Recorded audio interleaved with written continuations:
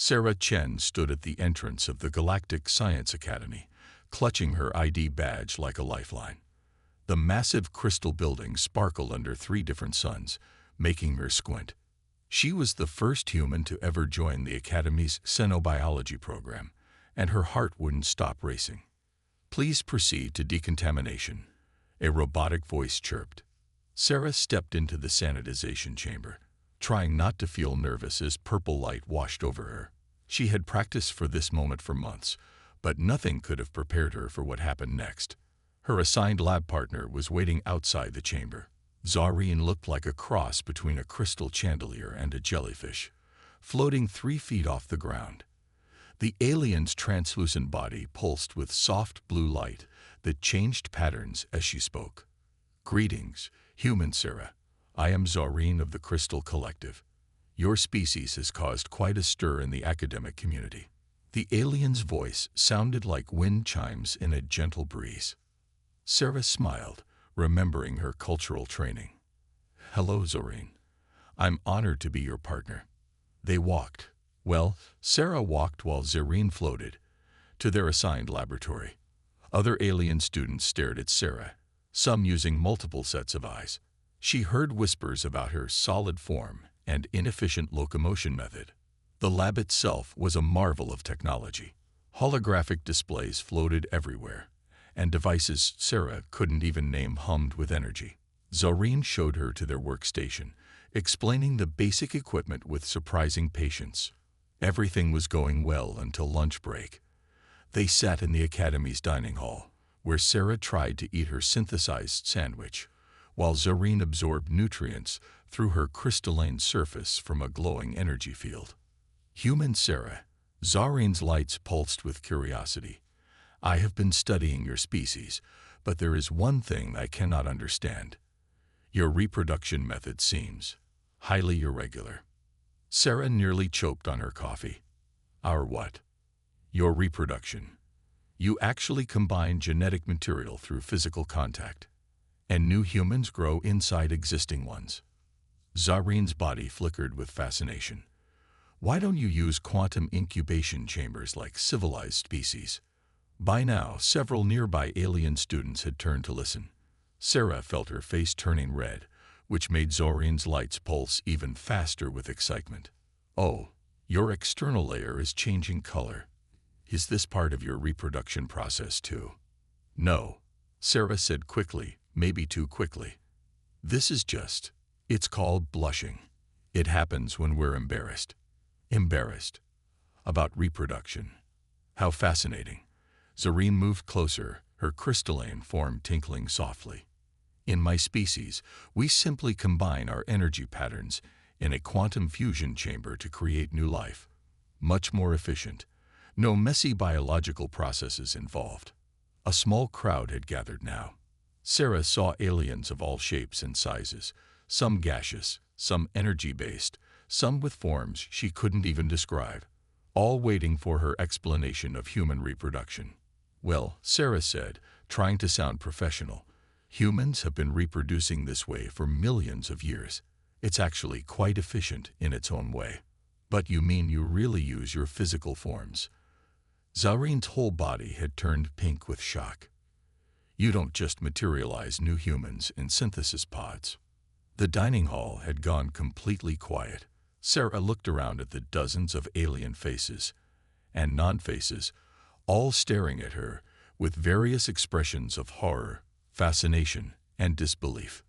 This was definitely not covered in her cultural preparation classes. The next morning, Sarah walked into the academy to find everyone staring at their data tablets. Aliens of all species were huddled in groups, their attention fixed on floating holographic displays. As she passed, they pointed at her with various appendages, their whispers following her down the hallway. Zareen zoomed around the corner, her crystal body flashing in excited patterns of yellow and green. "Human Sarah, you have become a galactic sensation." "What?" Sarah stopped in her tracks. Zareen projected a hologram from her crystalline surface. Sarah's heart sank as she watched yesterday's lunch conversation playing in perfect detail. Someone had recorded the whole thing. The video showed her red-faced explanation of human reproduction, complete with Zorene's increasingly dramatic color changes and shocked reactions. It has been viewed 47 billion times across 12,000 star systems. Zorene chimed happily. The Galactic Council's Educational Board has declared it the most enlightening cross-cultural exchange of the year. Sarah watched in horror as the video reached the part where she had tried to explain human pregnancy. In the recording, Zorene's crystals had turned such a bright pink that nearby aliens had to shield their sensory organs. "You mean tiny humans actually grow inside other humans?" Video Zorene's voice rang out. Like some sort of biological construction site.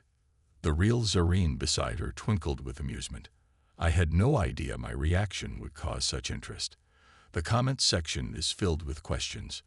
Many species cannot believe you don't use matter-energy conversion for reproduction. As they walked to class, Sarah's personal communicator wouldn't stop buzzing. She had messages from alien scientists, cultural researchers, and even something called the Galactic Reproduction Research Institute. "The Educational Board wants you to give a presentation," Zorene announced, producing an official-looking holographic document.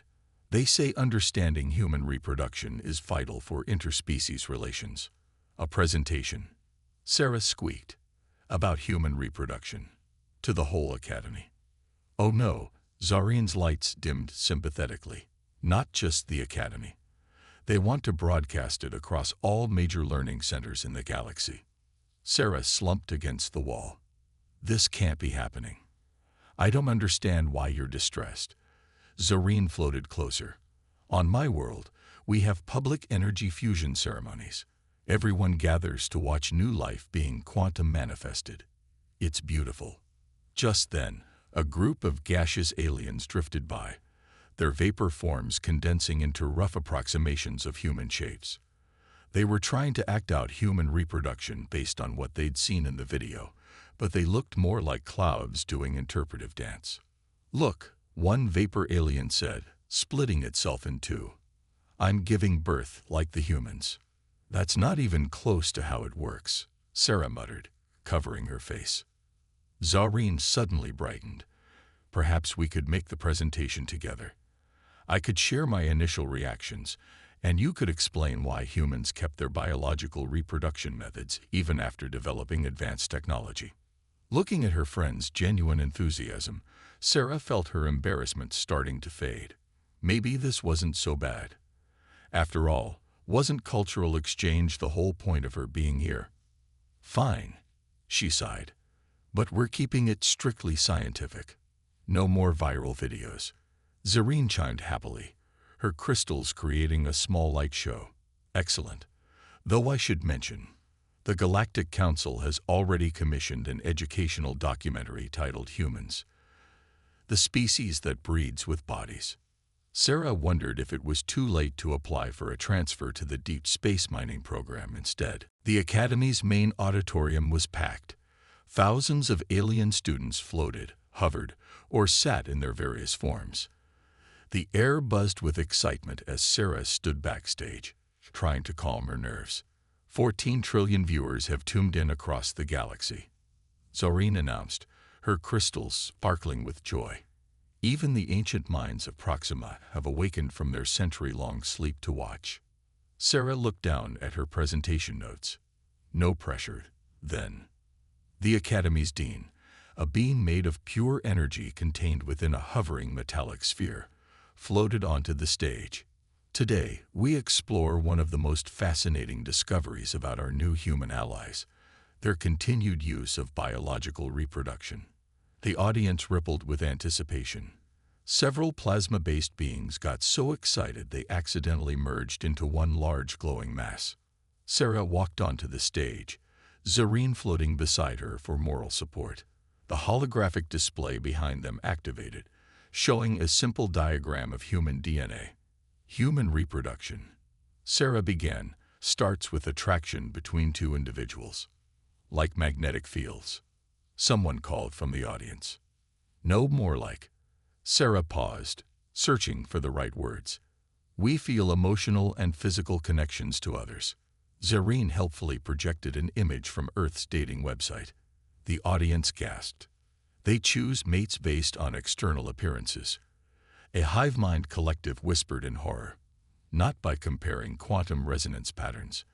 Sarah tried to explain dating. Sometimes humans spend time together, sharing meals or activities, to see if they're compatible. You mean they don't just exchange genetic codes through the galactic database? A silicon-based being looked like it might crack from shock. Humans actually touch each other to show affection, Zareen added excitedly. They call it kissing and hugging. The audience erupted in chaos. Several energy beings short-circuited in surprise. A group of Methan brothers had to be escorted out after becoming too agitated and releasing stress gases. Please, Sarah raised her voice. This is all perfectly natural for us. Just like how some of you merge energy fields or share consciousness clouds. But when she reached the part about pregnancy and childbirth, things really got out of hand. The ancient mind of Proxima immediately went back into hibernation. 3 quantum specialists fainted, their bodies temporarily shifting into different dimensions. 9 months. A time-sensitive species screeched. You carry offspring inside you for 9 months. Why not just accelerate time around the growth chamber? Because we don't have growth chambers, Sarah explained patiently. Our bodies are designed to nurture and protect developing babies naturally. Zareen suddenly moved forward, her crystals glowing with determination. I've studied this extensively now. While it may seem primitive to you all, human reproduction creates something we've lost: deep emotional bonds and infinite genetic variations. Their inefficient method might actually be more advanced than ours. The auditorium went silent. Sarah looked at her friend in surprise. She hadn't expected Zareen to defend human reproduction so passionately. Think about it, Zareen continued. Every human is unique. Each one is a new combination of traits, creating endless possibilities for adaptation and growth. Meanwhile, we just copy and paste our perfect patterns, never changing, never evolving. Some audience members began nodding thoughtfully. Others started heated debates about the benefits of controlled versus natural reproduction. The dean's energy sphere pulsed with interest. Perhaps we have much to learn from our human friends after all. Sarah smiled gratefully at Zareen, whose crystals had turned a warm, friendly pink. Maybe this presentation wasn't such a disaster after all. Then someone in the back raised an appendage. But wait, can you explain this human concept of falling in love again? Sarah sighed. It was going to be a very long day. 3 days after the presentation, Zareen burst into the laboratory so fast that her crystal body scattered rainbow light across the walls. Human Sarah, you must come to the research center immediately. Sarah looked up from her experiment. What's wrong? Nothing's wrong. Everything is right. Zareen's whole body pulsed with bright gold excitement. I've made an incredible discovery about human DNA. They rushed to the Academy's main research center, where dozens of alien scientists had gathered around a massive holographic display. The image showed a complex comparison between human DNA and various alien reproduction methods.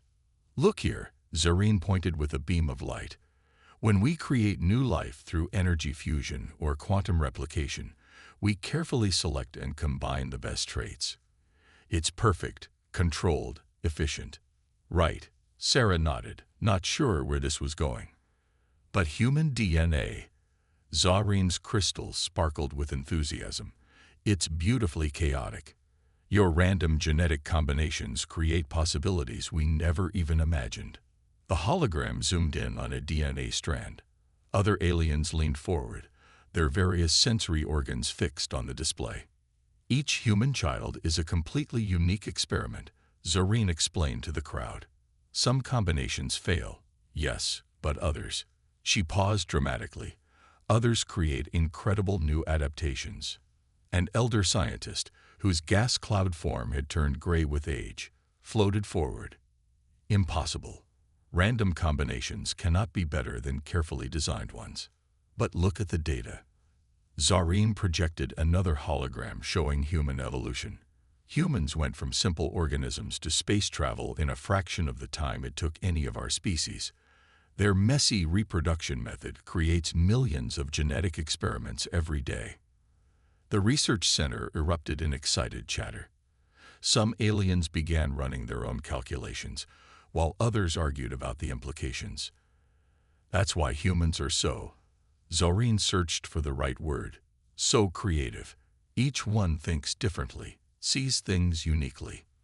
They solve problems in ways we never consider because we're all designed to think the same way.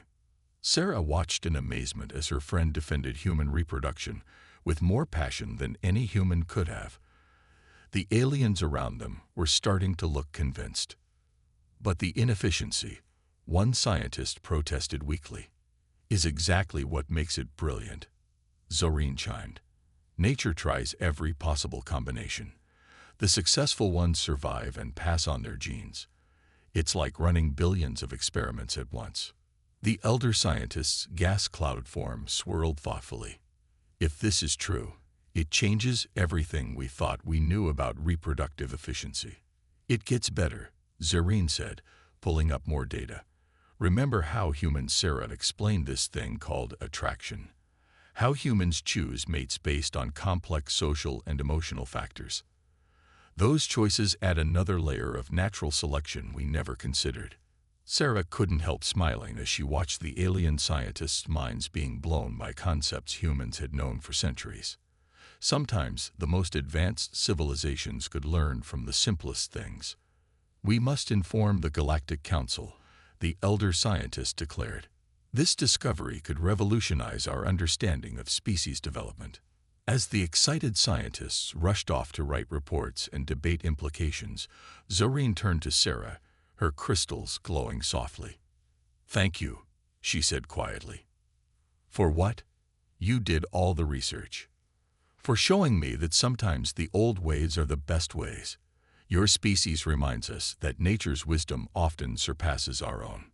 Sarah felt touched. Then Zareen added, "Though I still think it's wildly impractical to carry offspring inside you for 9 months. Couldn't you at least install a viewing window?" Sarah laughed. Some things would never change. The news about human DNA's advantages spread through the galaxy faster than light speed. 1 week after Zareen's discovery, the Galactic Council called an emergency meeting. Sarah watched the broadcast with Zareen in their lab. The council chamber was a massive sphere floating in space, filled with representatives from thousands of species. Holograms showed heated debates happening across multiple dimensions simultaneously. "This is madness," declared Councillor Vex, a being made of pure thought waves. "We cannot allow this primitive reproduction method to influence our youth." Sarah frowned. "They're treating human reproduction like it's some kind of dangerous idea." "That's because it is dangerous to their way of thinking," Zareen explained, her crystals dimming to a thoughtful blue.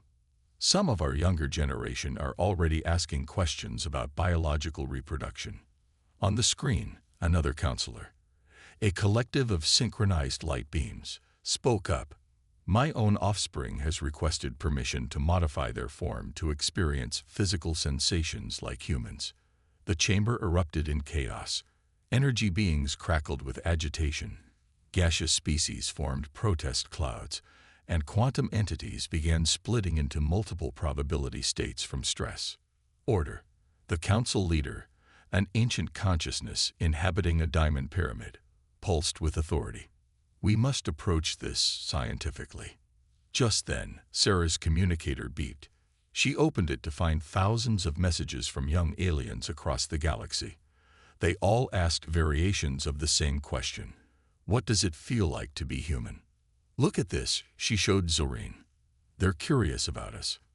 "Of course they are," Zareen chimed softly. "Many of us have evolved so far beyond physical forms that we've forgotten what it means to truly feel." On the broadcast, a group of conservative council members were presenting a motion to limit human influence in galactic society. Their chaotic reproduction methods could destabilize our perfectly ordered civilizations. But then something unexpected happened. A young crystalline being, looking much like Zorine, floated to the center of the chamber. "I am Zorine of the next generation," they announced, "and I believe we have become too perfect, too predictable, too sterile." The chamber went quiet. These humans, with their messy biology and random genetics, have achieved in millennia what took us eons. Perhaps it's time we learned from them, instead of fearing what makes them different. Sarah watched in amazement as more young aliens joined Exurine. Some had already begun experimenting with biological modifications, trying to understand human experiences. "The revolution has begun," Zorine whispered, her crystals twinkling with excitement. The council leader's pyramid form rotated thoughtfully. Perhaps we should establish a committee to study human reproduction methods more closely." A committee. Councillor Vex's thought waves rippled with horror. "Next you'll suggest we start dating." "Actually," a shy voice spoke up from the quantum probability section, "I've already created a cross-species dating app." The chamber exploded into another round of arguments. Some counselors began accidentally reverting to their primitive forms from agitation. One energy being got so flustered it temporarily became a potato. Sarah couldn't help laughing. "I never thought human reproduction would cause a galactic political crisis." Zorine's crystals turned a warm pink. Change is never easy, but sometimes it takes seeing something different to realize what you've lost. They watched as the council finally agreed to form a human understanding committee, despite protests from the conservative factions. "You know what this means?" Zorine asked. "What?" "More presentations about human reproduction." Sarah groaned and put her head down on the desk. She was never going to live this down. Zorine floated silently in the Academy's observatory, her crystalline form reflecting the light of distant stars. Sarah found her there late one evening, unusually dim and still. "Everything okay?" Sarah asked, sitting down beside her floating friend. "I've been thinking about my own creation." Zorine's voice chimed softly. "Did you know I have exactly 1,000,000 siblings, all created in the same quantum fusion event, all perfectly identical?" Sarah blinked in surprise. "1,000,000? Efficiency," Zorine said, but her usual enthusiasm was missing. "My creators selected optimal traits, replicated them perfectly, and produced exactly the number of offspring needed for our colony's expansion." Through the observatory's massive window, they could see ships arriving for tomorrow's big event, the first interspecies dating convention. Sarah had helped organize it, despite her initial embarrassment about the whole reproduction situation. "You know what's strange?" Zorine continued. "I've never met my creators. In my society, there's no need for ongoing relationships after creation. It's considered inefficient." Sarah reached out and gently touched one of Zorine's crystals. To her surprise, it warmed slightly under her fingers. "I watched your human entertainment videos about families," Zorine said. "Parents teaching children to walk, sharing meals, celebrating achievements. It seems so chaotic and time-consuming." But her crystals flickered with emotion. "It also seems beautiful." Just then, their peaceful moment was interrupted by a crash from the laboratory next door. They rushed over to find a group of young aliens practicing human dating customs. A gaseous being was attempting to hold hands with a quantum probability cloud, with predictably disastrous results. "No, no," Sarah called out, trying not to laugh. "You don't need to physically touch. Just focus on forming an emotional connection." "But how do we know if we're emotionally compatible without exchanging quantum signatures?" one of them asked, clearly confused. "You talk," Sarah explained. "Share your thoughts, your dreams, your fears. We can share fears." A young energy being brightened with interest. "I fear binary star systems. They're so unnecessarily redundant." Zorine chimed with laughter, her earlier melancholy fading. "Perhaps we should create some dating guidelines for tomorrow's convention." They spent the next few hours helping the young aliens understand human courtship rituals. Sarah had to repeatedly explain that no, Humans couldn't actually merge their consciousness, and yes, they had to use words to communicate feelings. It's all so inefficient, one alien observed. But that's what makes it special, Zorine responded, surprising Sarah. Each connection is unique, each relationship an adventure. Humans don't know if their choices will work out, but they try anyway. There's something brave about that. Later, as they finished setting up for tomorrow's convention, Zorine turned to Sarah with all her crystals glowing in a complex pattern. "I've made a decision," she announced. "I'm going to meet my creators." "Really?" "Yes. All this talk about human families.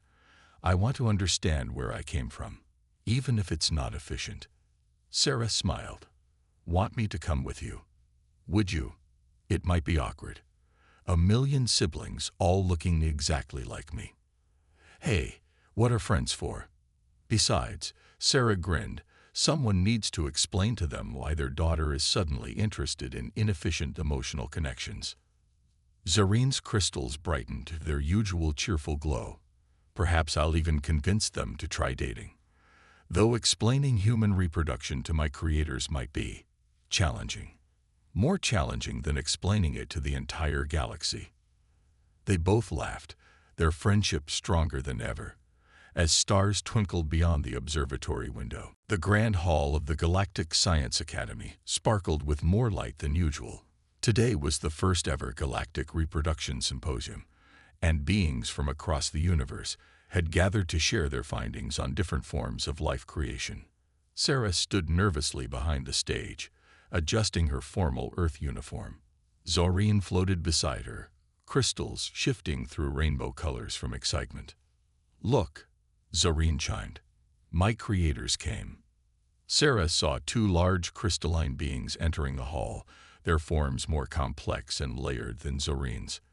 Following them were hundreds of identical crystal beings, some of Zorine's 1,000,000 siblings.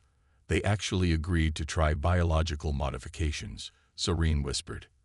"After I visited them last week, they became curious about physical sensations. They said my inefficient emotional development had produced unexpected positive results."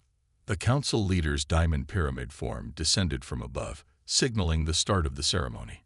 "Today, we celebrate a revolution in our understanding of life creation." Their voice resonated through the hall. Screens around the hall displayed the results of the past month's research. Charts showed how human genetic variety had led to faster adaptation rates. Videos demonstrated the advantages of emotional bonds in problem-solving and creativity. And now, the council leader announced, the Galactic Science Prize goes to Zorine of the Crystal Collective and human Sarah Chen for their groundbreaking paper, "The Evolutionary Advantages of Chaos: How Human Reproduction Challenges Our Understanding of Progress." The hall erupted in various forms of alien applause. Energy beings pulsed, gas clouds swirled, and quantum entities shifted through multiple celebratory states simultaneously. As Sarah and Zorine moved to accept their award, a young alien rushed onto the stage. "Breaking news," they announced. "The Crystal Collective has just approved a new reproduction method." Zorine's crystals froze in shock as her creators floated forward. "We have designed a hybrid system," they announced. "It combines our energy fusion with biological elements, allowing for both controlled traits and random variations. We call it the human factor." The audience went wild. Even the conservative counselor Vex's thought waves showed patterns of reluctant approval. Furthermore, Zorine's creators continued, "We will maintain family units to study the effects of emotional bonds on development. It may be inefficient, but..." They glanced at Zorine. "We have learned that some inefficiencies are worthwhile." Sarah watched as Zorine's crystals glowed brighter than she'd ever seen before. Her friend was literally shining with joy. Then something unexpected happened. The dating app developer from the council meeting floated forward. "We have over 1 billion registrations for cross-species dating. Even some energy beings want to try human-style romance." Though perhaps, Sarah quickly added, seeing some alarmed faces, We should start with cultural exchange programs first. Everyone laughed, the tension of change dissolving into hope for the future. As the ceremony ended, Sarah found herself surrounded by young aliens asking for advice about emotions and relationships. Zorine helped translate their questions, her crystals twinkling with amusement. "You know," Zorine said later, as they watched various species attempting to mingle at the after-party, "when I first asked you about human reproduction, I thought it was primitive. And now I understand that sometimes the most advanced path is the one that nature designed." Zorine's crystals formed a pattern Sarah had never seen before. "Though I still think 9 months is a ridiculously long time to create offspring." "Wait until I tell you about human teenagers," Sarah grinned. "There's more." Zorine chimed in horror. "Perhaps we should write another paper."